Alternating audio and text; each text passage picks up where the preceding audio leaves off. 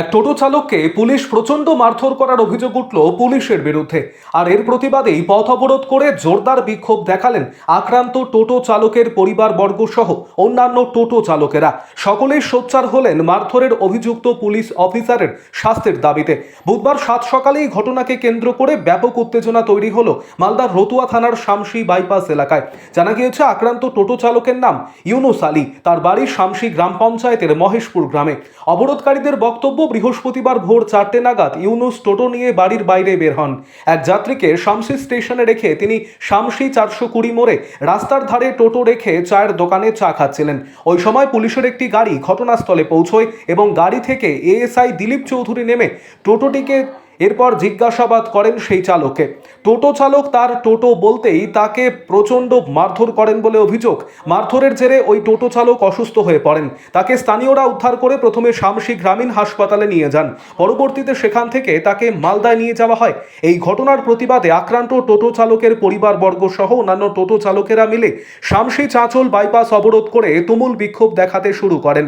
বিক্ষোভকারীরা মারধরে অভিযুক্ত পুলিশ অফিসারের শাস্তির দাবিতে সোচ্চার হন। অবশেষে শামসি ফাঁড়ির পুলিশের আশ্বাসে প্রায় 2 ঘন্টা পর অবরোধ উঠে যায় বলে খবর।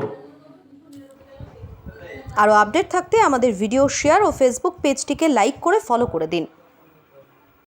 অবরোধের কারণ হচ্ছে যে ভোর 4টার সময় আমার কাকাতো ভাই ইউনুস আলী, সে টোটো চালায়, টোটো নিয়ে গেছিলো স্টেশনে একটা পেশেন্ট রাখতে। এবার ওকে রেখে আসার সময় দিলীপের চায়ের দোকানে চা খাচ্ছিল।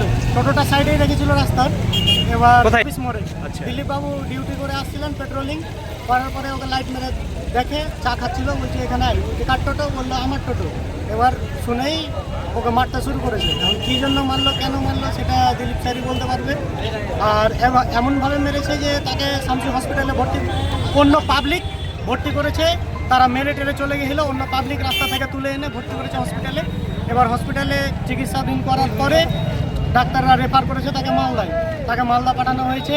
এবং আমরা ওই কারণে পথ অবরোধ করেছি যে এইভাবে কেন সাধারণ মানুষের উপর অত্যাচার করবে পুলিশ তো আইনের রক্ষক, আমাদের সুবিধার জন্যই পুলিশ কেন একজন খেটে খাওয়া সাধারণ মানুষের উপর অত্যাচার করবে।